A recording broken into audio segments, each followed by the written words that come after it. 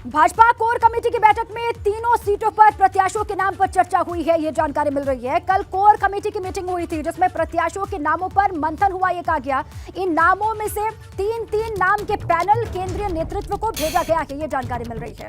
मैनपुरी में शाक्य, खतौली में सैनी बिरादरी पर दाव लगाने की तैयारी चल रही है।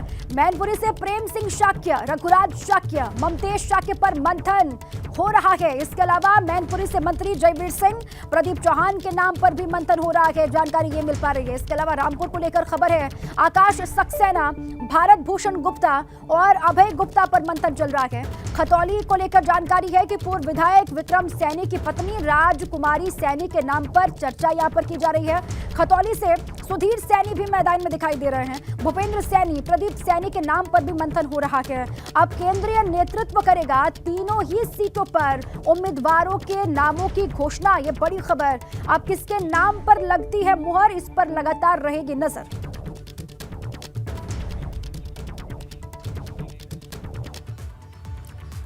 अब देखिए भाजपा के कौन कौन हो सकते हैं उम्मीदवार, किन किन नामों पर लगातार मंथन चल रहा है, ये जानकारी आपको देते हैं। भाजपा कोर कमेटी की बैठक में प्रत्याशियों के नाम पर मंथन हुआ है, ये कहा जा रहा है। रामपुर और खतौली विधानसभा सीट पर चर्चा लगातार चल रही है और इसके अलावा मैनपुरी लोकसभा सीट के उम्मीदवार पर भी मंथन का दौर लगातार चल ही रहा है और मीटिंग में प्रत्याशियों के नामों पर मंथन हुआ है, जिसके बाद खबर यह है कि तीन उम्मीदवारों के नाम केंद्रीय नेतृत्व को भेजे गए हैं। ये जानकारी मिल पा रही है कि केंद्रीय नेतृत्व को नाम भेज दिए गए हैं।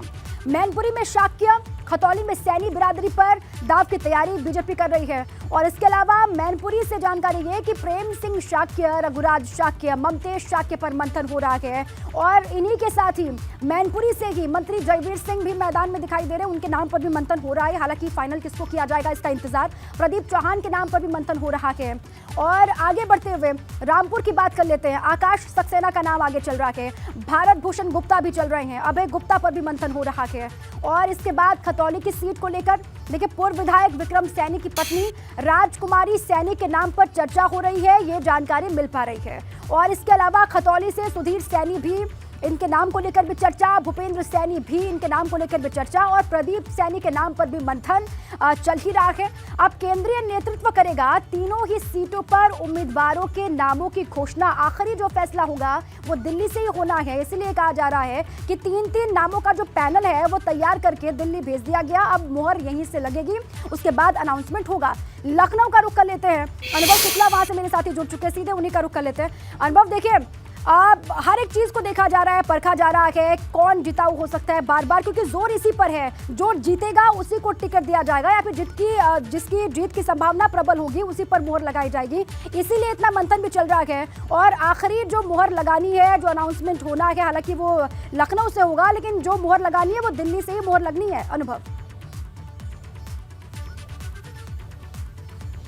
देखिए बिल्कुल, जो जीत सकता है, विनिंग पॉसिबिलिटी जिसकी और साथ ही साथ वोट बैंक जिसके साथ हो, जिसके पक्ष में हो, तो इन सारी चीज़ों को देखा गया है कोर कमेटी की बैठक में और हर जगह अगर हम कहें तो तीन चार नामों का जो पैनल क्षेत्र से आया उसी पर चर्चा हुई है।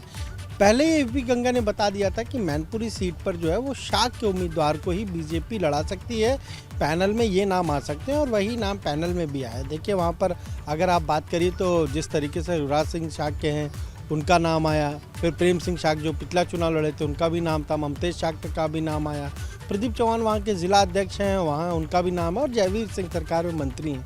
तो अगर शाक्य को लड़ाएंगे तो वो 3 नाम थे और अगर शाक्य के अलावा छत्री बिरादरी से किसी को लड़ाते हैं तो ये 2 नाम हैं।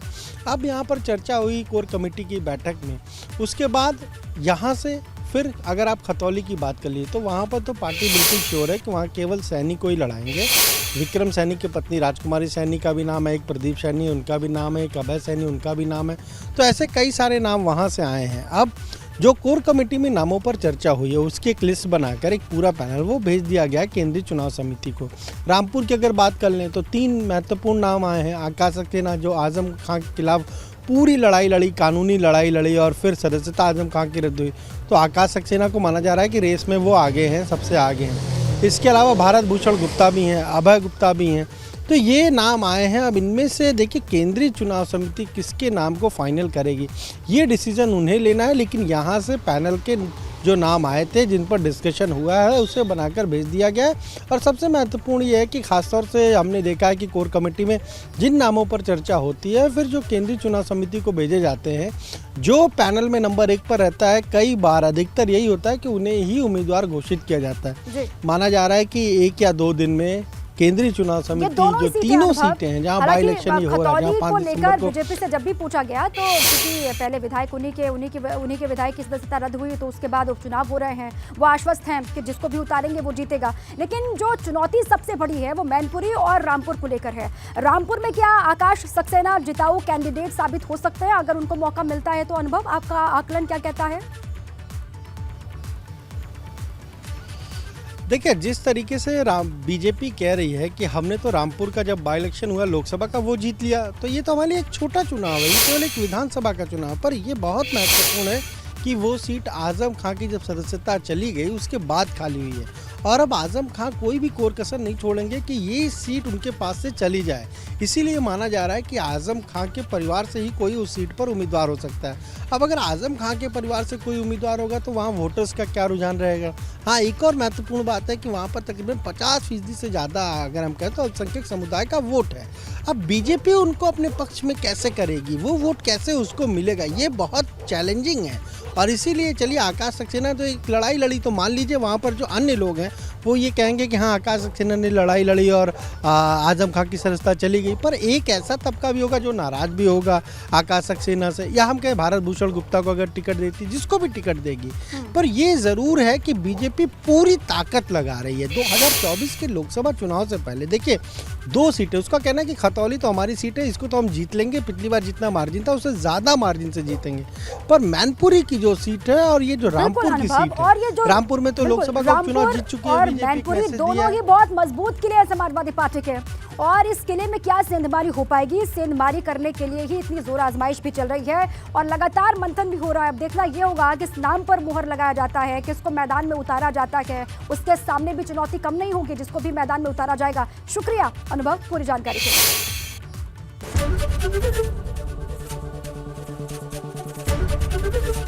एबीपी गंगा, खबर आपकी, जुबान आपकी।